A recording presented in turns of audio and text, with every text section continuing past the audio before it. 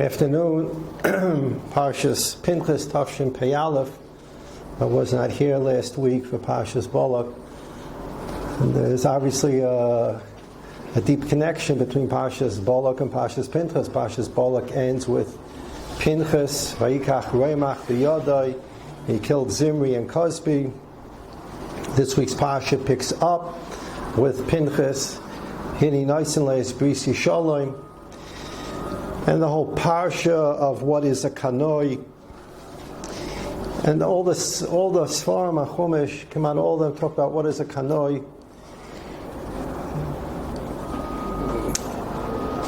Is it good? Is it bad?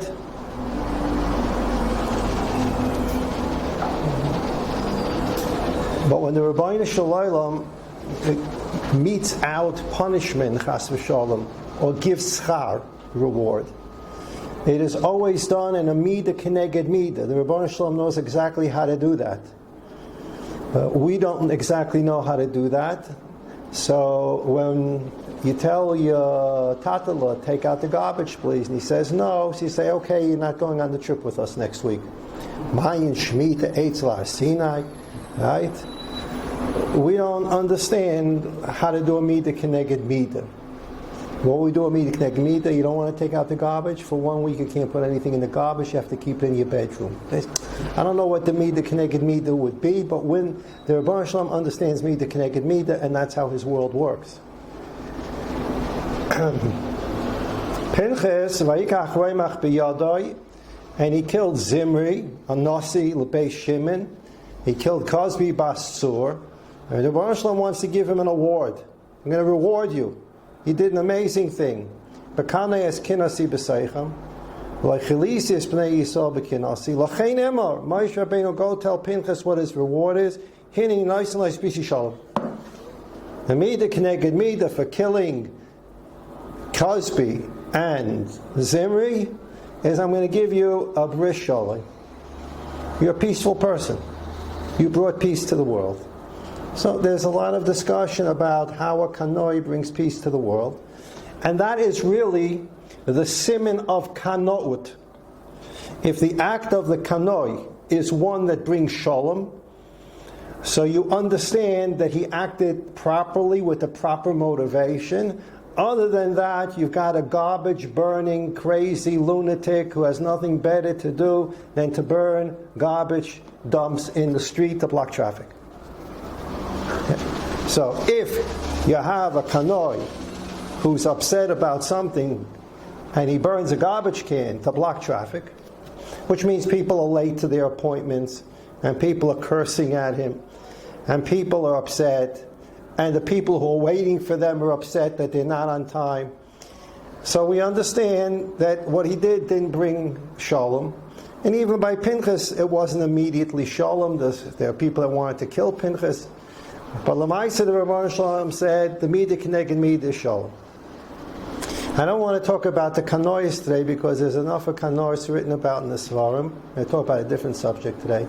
I just wanted to explain this whole thing with kanois. There's so many kanoim today. Kanoim, it's like a thing. He's a kanoi. Oh, he's gewaldig. Some people are tzaddikim, some people are kanoim, some people are go'oinim, some people... Kanoim is not a good thing to call a person. Okay? In the whole Torah, Yonasan Eibschitz writes, in the whole Torah, we've gone through Avraham, Yitzchak, Yaakov, Moshe, Aaron, Yosef, David, the whole Ushpizin. We go through all the Nevi'im. We have only one Kanoi, Pinchas. And later in Sefer Malachim, when Eliyahu comes and says, Kanoi Kinasi, Rebbeinu Shalom, I'm a kanoi. And the Gemara tells us that Pinchas Eliyahu, Pinchas changed his name. He became, however it happened, he became Eliyahu. So the Rebbeinu Shalom said to Pinchas, when he said kanoi kines, he said, Rebbeinu Shalom said, who asked you to be a kanoi? I didn't ask you to be a kanoi. And that's why the minig is that there's a kisei shel Eliyahu at every bris milah. Eliyahu said, I'm a kanoi Rebbeinu Shalom. The Klal Yisrael in the times of Eliyahu, a lot of them were not keeping bris milah. So Eliyahu said, I'm a kanoi, has to do over there with rain, and he was guys in no rain, all kinds of things, and he was really taking it out on Klal Yisrael because they didn't do a bris milah. So Rebbeinu Shalom said, who asked you to do such a thing? Who asked you to be a kanoi? And that's why Eliyahu has to show up at every bris milah, because historically Eliyahu said to Rebbeinu Shalom, the Jews don't keep bris milah. So Rebbeinu Shalom said to him, you know what? You're going to show up at every bris milah. You'll see that my children do bris milah. So we have this historical person called Pinchas Eliyahu, and he's a kanoi, and he gets a brisi shalom, and he's a great person. He's a great person. But the Svarim talk about in this week's Parsha that Moshe came to Rebbeinu Shalom and said, you told me I'm going to die in the Midbar. Who's the next leader of Klal Yisrael? So Rebbeinu Shalom told him Yoshua. Why did it come up now? Why didn't it come up when Rebbeinu Shalom told Moshe in Parshas Chukas, you're not going into Eretz Yisrael? We're in the same time zone. It's the 40th year in the Midbar.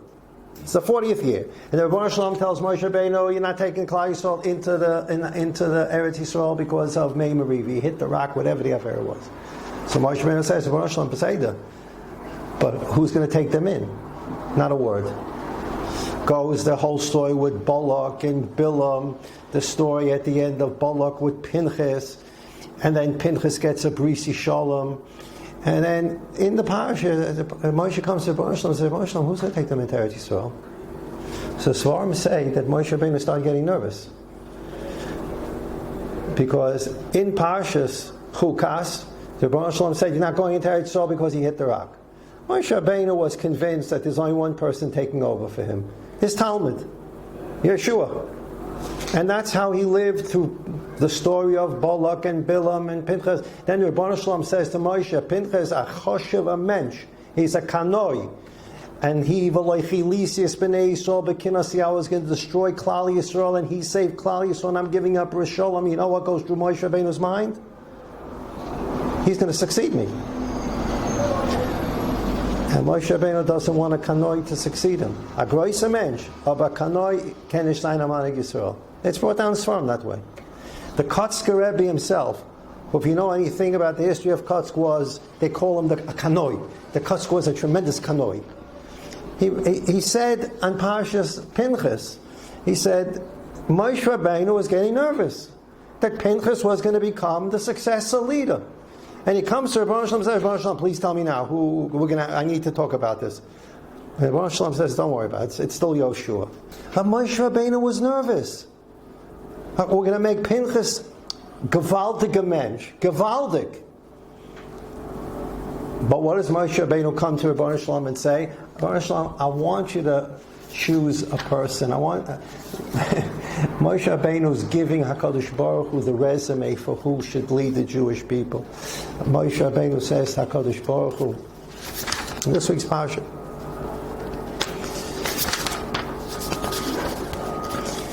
Vayidaber Moshe Lashem, Perek Chav Zayin, Pasuk Tesvav, Chav Zayin Tesvav. Vayidaber, instead of Vayidaber Hashem al Moshe, it's Vayidaber Moshe Lashem.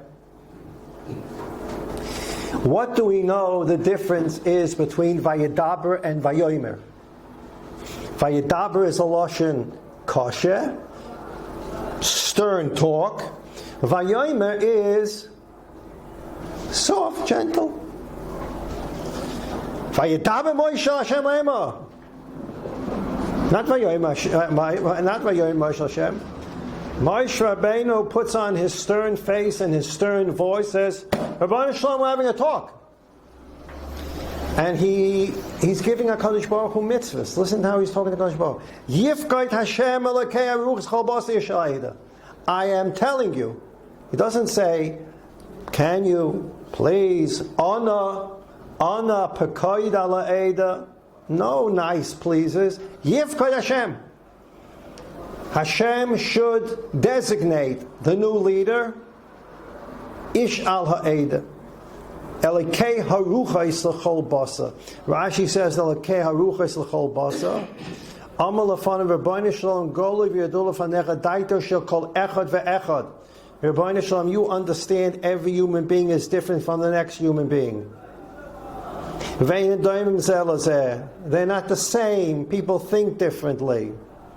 Minei Alei Manik, designate for them a new leader. Shehei Soivel Kol Echad ve'Echad Lefidaitai.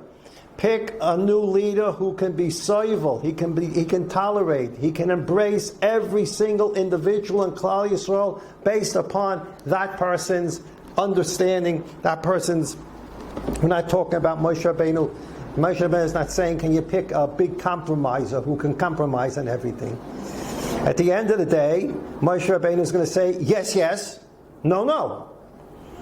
But there's a difference between a person coming in and saying half a sentence, and the person says, forget about it. No. Next. And then there's a person who you listen to, you hear him out, you ask him questions, you get to the bottom of it, and you say no. There's not a problem generally with saying no. The problem with saying no becomes when you don't hear the person out. We grow up, one of these other things that we grow up with, the luchas on Shavuos, one of the things we grow up with is Hashem asked Shlomo, what would you like? I'm going to give you a wish. Right? Rub the lamp, you get one, not three. Get one wish. So we always say, Shlomo asked to be the wisest man in the world. And HaKadosh Baruch Hu made him the wisest man in the world. So go to the Sefer Malachim, beginning of Sefer Malachim. That's not what it says. So Hashem said to Shlomo, what do you want to be a successful king? And Shlomo HaMelech said, I want a leiv shomeya. That's what he said. I want a heart that can hear and understand people. Mamela, if you have a heart that understands people, you become a tremendous chacham. If you're a rebbe or Rosh Hashiva, and you're listening to problems, Talmidim, men, women, you're listening to them, you're hearing them out. You understand modern day circumstances. You understand what's troubling people. You become educated yourself in what's going on in the street. You have a better idea of how to advise them. The idea that Shlomo became the wisest man in the world is because the Rebbeinu Shalom gave him a heart by which he was open to hear Leiv Shomea. He was able to hear everyone. The two women with the one baby dead and the one baby alive come to him, and if you read that Parsha over there at the beginning of Malachim, you say to yourself, this Shlomo, he's the smartest man in the world. This Din Torah should take 30 seconds. And he should go back to the Beis Medrash and learn. He's the smartest man in the world. What else should he be doing? And he's the king. Yeah, there are plenty of things to do. Plenty of things to do. You're king. Pages and pages. What do you say? What do you say? How did it happen? What do you say happened? And the women are talking and talking and talking. This is Leiv Shemaya. And because of Leiv Shemaya, he says an unbelievable thing. Cut the baby in half, give each of them a half. And what happens? The real mother says, no, give him. You're the real mother. How did he come to such a chachma? He's listening carefully to each of them talk. There are Dak and the Mefarshim there talk about the diyukim in how the real mother spoke and how the fake mother spoke. The diyukim in the words and how Shlomo. Now, if he cuts them off and he says, do this, he'll never get to the right psak. He's listening to every word. He medayik every word. And then he says this ridiculous thing, cut him in half and give him out. And he gets to the real psak. Have a leiv sheimeya. So Moshe Rabbeinu says to Rebbeinu Shalom, I need Rebbeinu Shalom designate a person who's Elikei Haruchais l'chol basa. He's soivel kol echad ve'echad lefi daitoi. He understands each individual.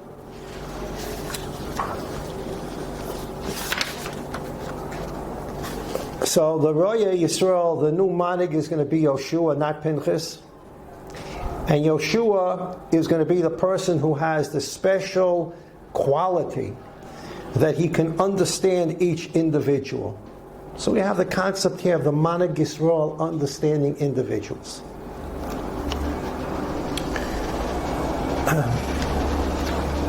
Let's go back to Pasha's Balak for a moment. Let's go to the Siddur.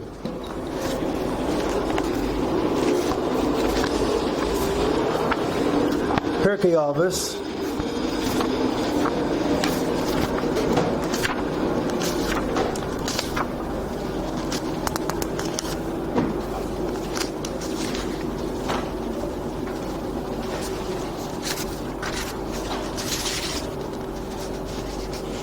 Parakeh,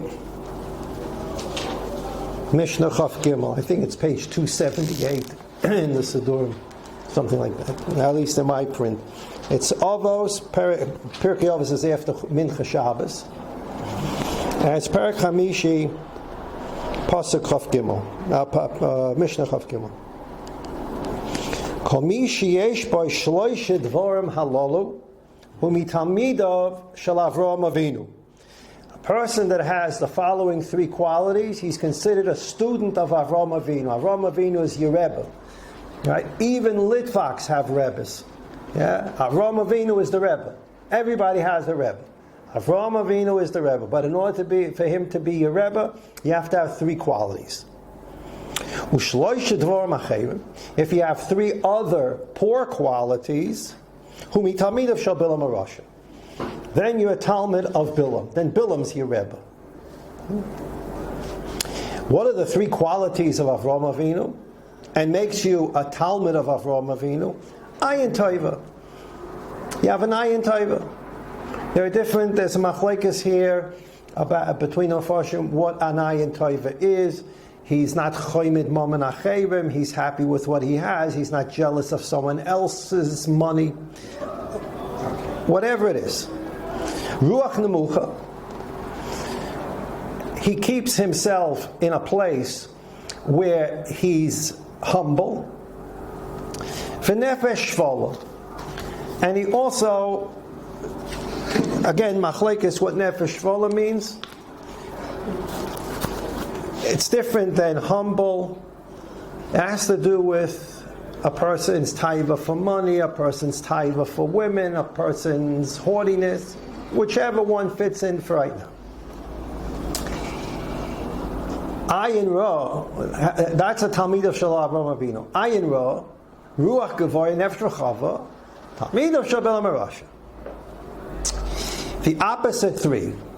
Ayin Ra, you're jealous of everyone. You want someone else's money. We saw that by Bilam.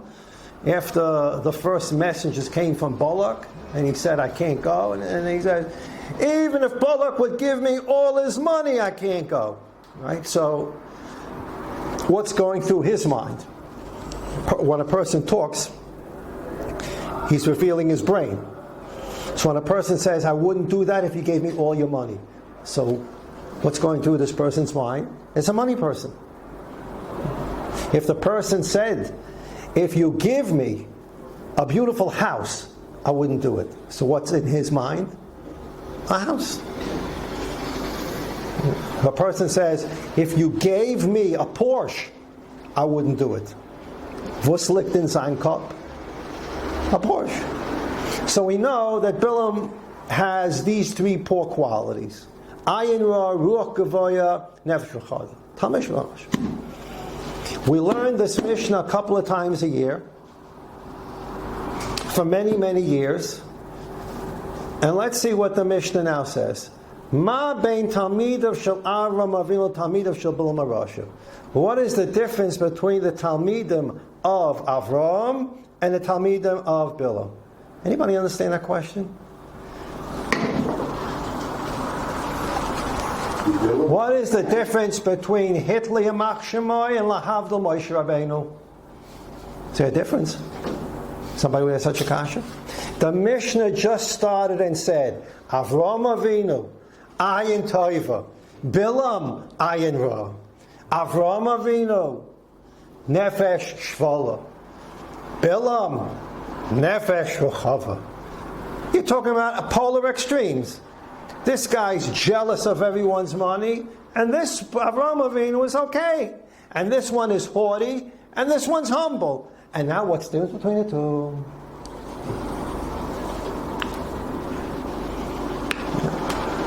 We're not going to answer Kasha. The Maral, in his Pirush on Pirkei Avos, has asked the Kasha.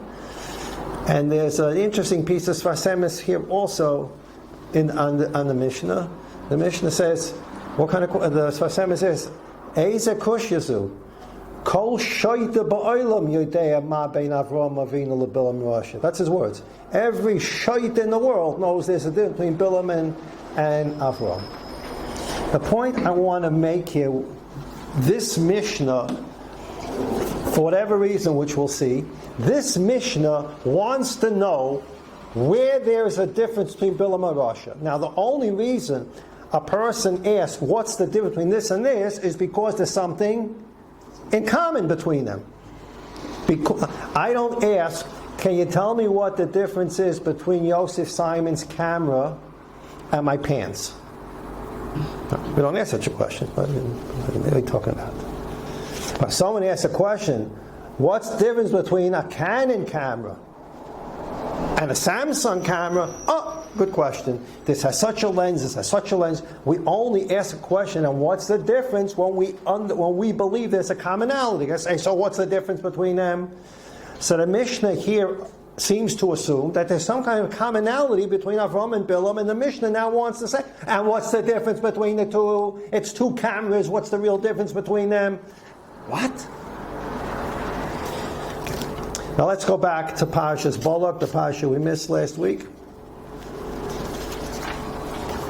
Throughout the Parsha,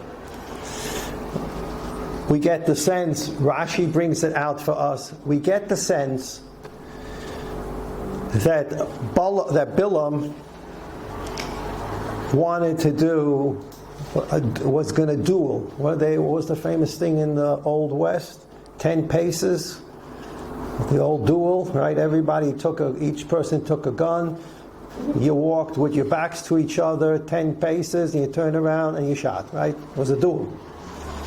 Bilam wanted to enter into a duel with Avraham Avinu. We'll take just a look at one Rashi. And there are numerous Rashis. Perek Chaf Beis, Pasuk Chaf Aleph. This is the first time Balak's messengers come to Bilam. Bilam says, I have to wait till God gives me an instruction. Rebbeinu Shalom says, you're not going. I already blessed these people, you're not going. Fine. The messengers go back to Balak and say he's not coming. So Balak knows who Bilam is. What does he do? He sends higher ministers to give Bilam more kavod, and Nefesh Rechava. And he sends him with all kinds of promises of gold. He knows Bilam. And now Bilam, the frumme mensch, was is. So what do you say? Go away. I already spoke to God about this. Go away. But Bilam lives in a world where maybe God changed his mind. Maybe God didn't let me go the first time because he wanted me to make more money. So that's why he told me, tell him to go home. But now they came back and they offered me more money. No, maybe it's about me, right? He's about Gaiva. Maybe it's about me. God wouldn't let me go because the offer wasn't big enough. It wasn't mechubit for me. Now with more money, Ulai, God will say, Bilam, go. He goes back to Rebbeinu Shalom and says, no, Rebbeinu Shalom, more money, more ministers, what do you think? So Rebbeinu Shalom says, go. But you're going to do what I tell you. Now, did HaKadosh Baruch Hu change his mind? Chas v'sholom, Ramban, Rishonim talk about it. From here we learn out the Gemara in Makkos Yudam Beis is the famous saying, B'derech shadam roitza leilech, mo'lich anaisai. This is where we learn it out from. It's the Gemara in Makkos Daf Yudam Beis. If you are desperate to go on a certain path, and the Rebbeinu Shalom says it's not good for you, and you mitcha oyster Rebbeinu Shalom's kishke, so to speak, no, I want to go. I'm telling you, it's not good for you. Rebbeinu Shalom, I want to go. It's not good for you. Rebbeinu Shalom, I want to go. Go. Go gesundheit. B'derech shalom reitzlech marlichen eisach. The Gemara in Sanhedrin says, chutzpah fil klape shmaya mahanya. A little chutzpah with HaKadosh Baruch Hu also works.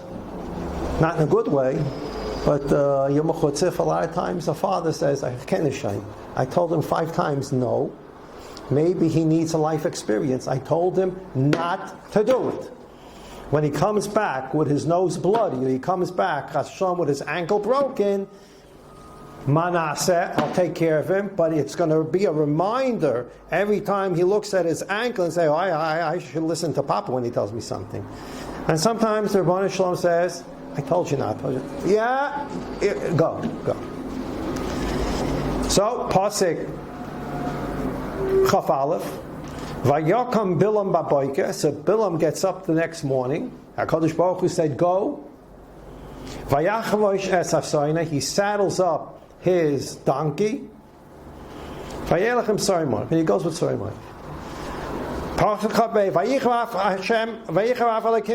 And God's mad that he's going. Why is God mad that he's going? God just told him that he should go. We're not going to get into that. The Ramban talks about this. What's going on here? Go, don't go, go. I'm mad that you're going. Let's look at the pasuk. Bilam gets up in the morning. He saddles up his donkey. Bilam is the world at that time, whatever the civilized world was. He is the Navi L'umas Ha'olam. Lahavdil elef alfei avdalos. What Moshe Rabbeinu is for Klal Yisrael, Bilam is to the Goyim. When Balak is scared of Klal Yisrael, who does he send the SMS to? Bilam, you got to help me here. When Sichain wanted to conquer Moav at the end of Parshas Chukas, who did Sichain send the SMS to? Bilam. But Bilam gets up in the morning, he saddles up his own donkey. He doesn't have any servants. Why is he saddling up his own donkey? Rashi. Vayachavosh es hasoina. He saddled up his donkey. Mikan, from here you learn out, Rashi says, Shahasinim akalkeles es hashura. When you hate someone, you're going to do things that are not normal. Your hate will drive you so crazy that you will do things that under normal circumstances you wouldn't do. The opposite is also true. But when you hate someone, you will do such things that are against what is normal for even you. You'll go basically insane from your hate. Shechava Shubatzma. He saddled up his own donkey with all his servants. Kadosh Baruch Hu said, Rasha kvar kidamcha Avram aviyem. No good. You want to show me how eager you are to go curse the Jewish people. How do we show we're eager to do something? For a lot of us, you get up a little earlier in the morning. That mama shows a passion. Yeah, if you set the alarm for 15 minutes earlier than normal, he's really serious today. He's getting up 15 minutes early. It's not a joke. The Gemara in Brachos talks about it in Daf Dalet. It's not a joke. Getting up earlier is Nesoyin. David HaMelech praised himself. Ura chavoidi, ura hanevachina, ira shacha. I wake up the morning. The morning doesn't wake up me. How do you show you're serious about something? Get up a little early. So, Vayokam Bilam Baboike. Bilam gets up in the morning and he goes and he saddles his own donkey. I'm really passionate about this mission. I really want to do it. And when you show HaKadosh Baruch Hu that you're passionate and serious about something, you have a siyata d'shmaya. I forgot who it was. It was one of the Bali Musa.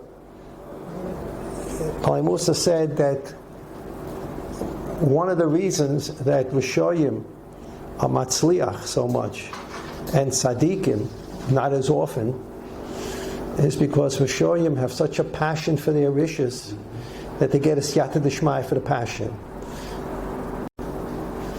And Nebuch, we have to learn to have a passion. They have a passion to kill. We have to have a passion to live. They have a passion to do evil. We have to have a passion to do good. So the Rebbeinu Shalom says Avram Avinu got up early in the morning too. Shenema vayashkim Avram b'boiker vayachav oishes chamayrai. When Avram Avinu went to the Akedah, what did he do? He woke up in the morning and he saddled up his donkey too. So you're late.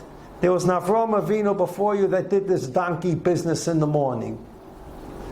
But now you see, this is the beginning. You see that this is Avram versus Bilam. Avram versus Bilam. The Mishnah in Pirkei Avos. Who is Avram? Who is Bilam?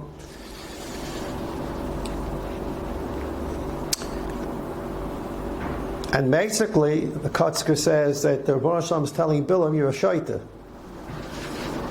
Because there's a person named Avram Avinu who I told him to take his son to the Akedah. Now what happens if the Akedah comes true? Avram Avinu shechs Yitzchak. What happens? We don't know what happens if there'll be a Klal Yisrael. So Avram Avinu was on his way to shecht Klal Yisrael in the name of God, and what did God do? God stopped him. So Rebbeinu Shalom says to Bilam, I told him to go shecht Klal Yisrael. And then I stopped him with all his passion of waking up in the morning. And you think with passion waking up in the morning, I'm going to let you destroy Klal Yisrael? This happened a long time ago. And I didn't let it happen. There's also an interesting diuk here by Bilam. Here it says, Vayokom Bilam baboiker. He got up. By Avram, it says, Vayashke, Hashkoma, which is earlier. Avram Avinu got up earlier. Bilam got up. Vayashkem, Avram got up earlier. Now, Lev Simcha says here a very, very beautiful idea. The Rebbeinu Shalom said to Avram Avinu, Kach es Pinchas yichidcha shehafta, and go make Yitzchak a korban. And the next morning it says, Vayashkem Avram b'boiker. The next morning Avram wakes up early. What does it take for a human being to be told by HaKadosh Baruch Hu, tomorrow go start the trek to Har HaMoriah, you're going to shecht your only son? What are you doing that whole night? You're sleeping? You're nervous. You're scared. You're still trying to think, should I tell my wife? Right? You're saying Tehillim to be Mavatal Gzeira. Avram Avinu fell asleep. He had to wake up in the morning. Chiddush Nifla. That's Avram Avinu. Which makes the kasha even stronger. Why do I need to differentiate between Avram Avinu and Bilam? So the Maral in Pirkei Avos, on that Mishnah, Pirkei Avos says that you should know that the same way Avram is the father, the representative of the creation of the Jewish people, by the same token you should understand that Bilam is the representative of all the Umas Ha'olam. And this is why Bilam wants to take on Avram Avinu, because this is a duel till death. This is a duel about what the world's going to look like. Is it going to be an Avram Avinu world, or is it going to be a Bilam world? The duel is a real duel. Bilam wants to take on Avram Avinu and change the entire world to be a Bilam world, not an Avram Avinu world. And that's why the Mishnah goes through the length and says that, they had something in common.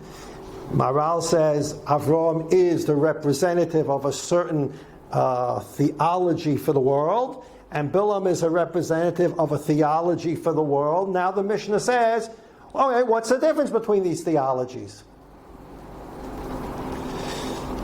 And the difference becomes in this week's Parsha. Right after the Parsha that we read, where Moshe says, Yifkat Hashem Elokei Rus Chol Basar, Baruch you have to prick out a new leader who will understand every individual. Perek Chav Zayin, Pasuk Tes Zayin. After that, Moshe Rabbeinu gives smicha to Yoshua. We have the Parsha of smicha. And then, out of nowhere, Vaydav Hashem Moshe Lema, Tzavis B'nei Yisrael, Amad Lem es Korbani Lachmeli Shayrech Nichaychi Tishmru Lakav Moyadoi. We get the Parshas Korban HaTomid. Es Hakeves Echad Tasev Aboyke, Veis Hakeves Hasheni Tasev Bein Aboyim. Every morning you bring a Korban Tomid. Every afternoon you bring a Korban Tomid. How does that Korban paid for? Masechta Shkolim. During Chodesh Adar, every Jew donated a machzis hashekel, and the machzis hashekels were put into the Beis Hamikdash, and with that collected money from Klal Yisrael, they bought animals, and the animals were then brought as the Korban Tomid. What is this Korban Tomid? This comes right after Moshe Rabbeinu says. Moshe Rabbeinu says to Rabban Shalom, I need a new success. There's going to be a success to me. It has to be a person that understands every individual yid. Rabban Shalom says, fine, give smicha to Yeshua. And now Moshe Rabbeinu, Vaydav Hashem Moshe Lema, every day you're going to bring a Korban Tom in the morning and afternoon. How do you bring a Korban Tom in the morning and afternoon? It's a Korban Tzibur. The Gemara in Menachos, there's something called the Gemara Rosh Hashanah. There's something called Megillas Tainus. We know that before the takana to write down Gemara, you weren't allowed to write down Gemara. It was Torah Sheba'al Peh. You were not allowed to write it down. And then, for whatever reason, Eis Laseks Hashem, it was being forgotten, so a takana was made to write it down. Even before that takana to write down Torah Sheba'al Peh, there was something that was written down. And that's Megillas Tainus. And you can buy in this form still Megillas Tainus. Megillas Tainus goes to every Jewish month of the year. And it says on this day it's a yontif. And you shouldn't fast, and you shouldn't say a hesped. And sometimes it says, and on this day it's a yontif, you shouldn't say a hesped, etc., etc. And these are days we're not familiar with, because we paskin in Masechta Rosh Hashanah that after the Churban, all these days in Megillas Tainus are days that have to do with miracles in the Beis Hamikdash. The Gemara paskins that after the second Beis Hamikdash was destroyed, Batla Megillas Tainus. The Yom Tovim are not observed anymore, except for Chanukah. Chanukah is a nes that happened during the second Beis Hamikdash, and we continue to observe it today, even though it happened during the second Beis Hamikdash, and it's recorded. Chanukah is recorded in Megillas Tainus. That Gemara in Shabbos and Nafchof al Rama Beis, where the Gemara says, "My Chanukah, what's Chanukah? They only had enough oil to light for one night, and it lit for 8 nights." Where does that Gemara come from? It comes from Megillas Tainus. In Megillas Tainus, it says, and on Chof Hey Kislev, the following happened: 8 days Yontif. Everything else in Megillas Tainus we don't observe, except for Chanukah. One of the Yom Tovim in Megillas Tainus is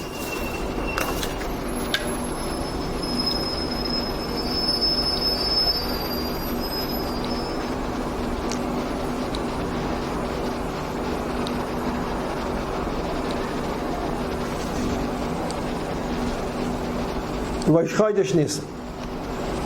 From Rosh Chodesh Nisan till the 8th day of Nisan was Yontif. Doesn't mean you couldn't work, but there was days that you weren't allowed to fast, you weren't allowed to say hesped, depending on what days. But from the first day of Nisan till the 8th day of Nisan is Yontif.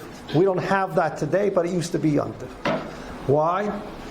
Because the Tzdukim used to say that a Yachid, an individual, can walk in the Beis HaMikdash and bring the Korban Tamid. It can be an individual Korban. It doesn't have to be a Korban Tzibur. An individual can bring a Korban Tamid, which we know you can't. It has to be a Korban Tzibur. An individual cannot. It has to be paid for by the whole Tzibur. A debate occurred Yes, no, yes, no. And finally, the tzdukim were defeated in the debate. And therefore the Korban Tamid was only brought from Machzas HaShekel. And so this became a yontif. What did the tzdukim want, Rav Kook asks. What did tzdukim want? Tzdukim wanted the Bilam world. Tzdukim wanted the Jewish people to be made up of many individuals. The idea that the individuals melt into something called Klal Yisrael, and that's what we're going to look at for the last few minutes today. When we talk about Klal Yisrael, we're not talking about a large nation with a lot of people. We're talking about a whole new creation that has no individuals in it. It's called Klal Yisrael. It's not a lot of people that make up a nation. That's a Goyish concept. The United States of America has 300 million citizens.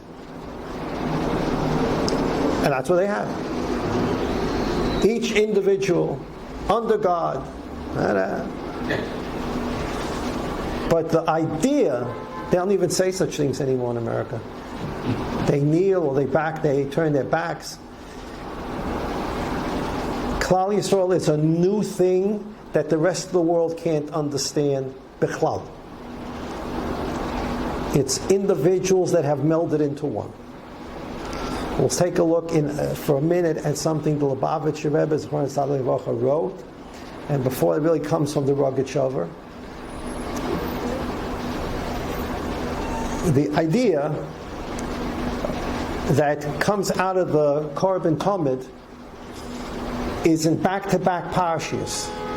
It is true, the Rebbeinu Shalom says, that the leader of Klal Yisrael has to understand each individual and give Yoshua smicha because he understands each individual. But now I want to teach you about the Korban Tamid, because while the leader needs to understand each individual needs to understand that he's part of something called Klal Yisrael, which is represented by the Korban Tamid. So I'm going to teach you Korban Tamid. Let's take a look quickly at the page I handed out.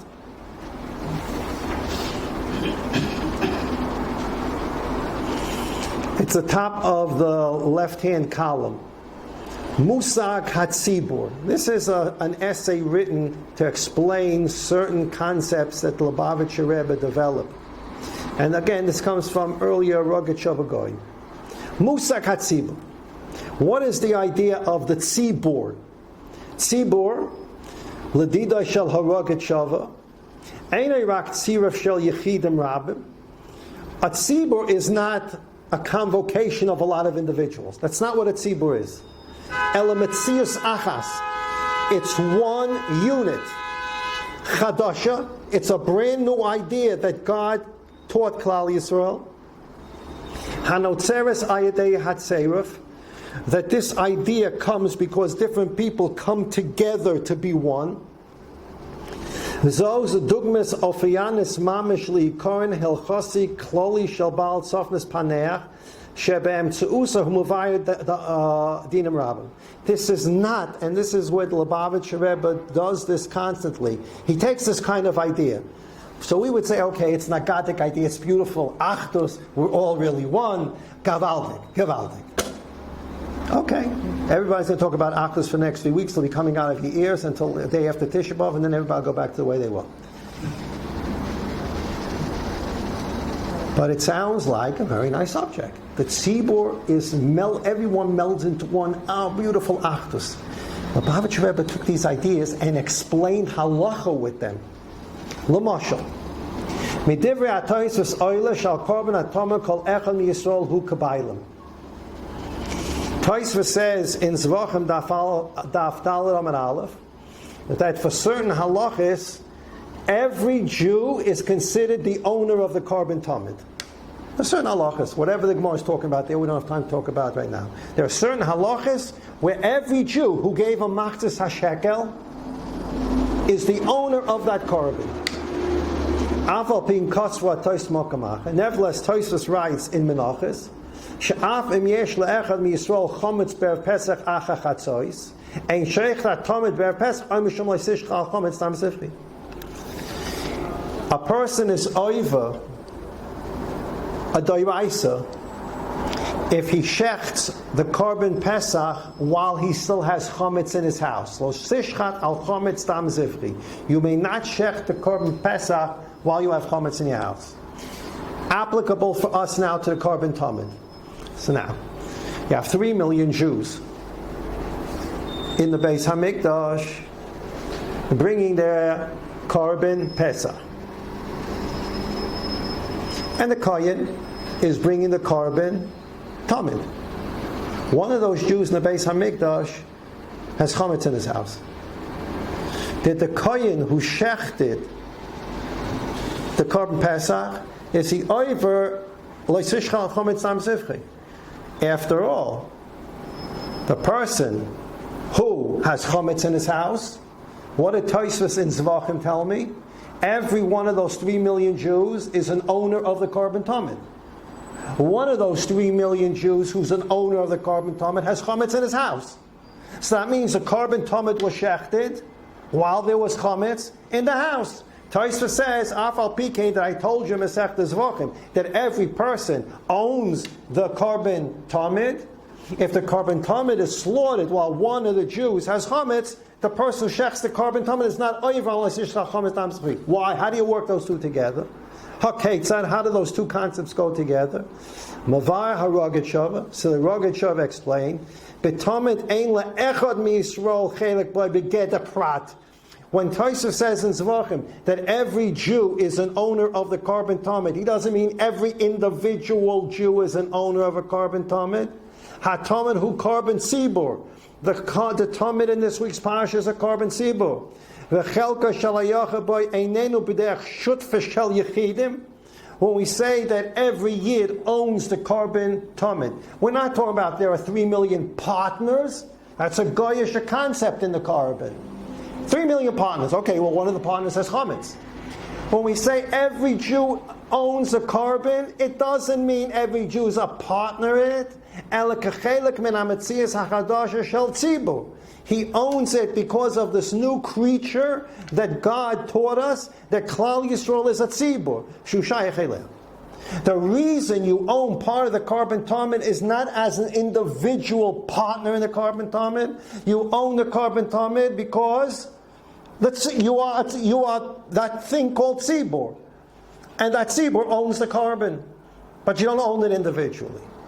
So this concept, just one example, this concept that we talk about, that HaKadosh Baruch Hu created tzibur, and we're a Klal Yisrael, and there's such thing as a korban tzibur in this week's parsha, is a whole new metzias. It's a metzias chadasha. The Rebbeinu Shalom put this into the world for Klal Yisrael. Now the Goyim have such a concept too, lahavdil. There are certain states where husband and wife, when you get married, Chas Shalom, people get divorced, who owns what? What did you bring into the marriage? What did you buy after the marriage? The wife was working, she used her money, the husband worked his money, they put the money together. Then there are states in America where the law is everyone owns the whole thing. Until there's a chalukah by a court, everybody owns the whole thing. What does that mean? That whatever step you take in the garden, it belongs to me, and that same place belongs to you. And well, how can it belong to two people at the same time? Because we're talking about everything's become one unit. This is a concept that Rebbeinu Shalom brought to the tzibur of Klal Yisrael. And how did he do it? He did it through the korban tamid. You're not individuals, you've melded into a new chiddush called tzibur. And this idea of achdus is nageya halachas. It's not just, we like achdus. Without this understanding of achdus, we fail in certain halachas.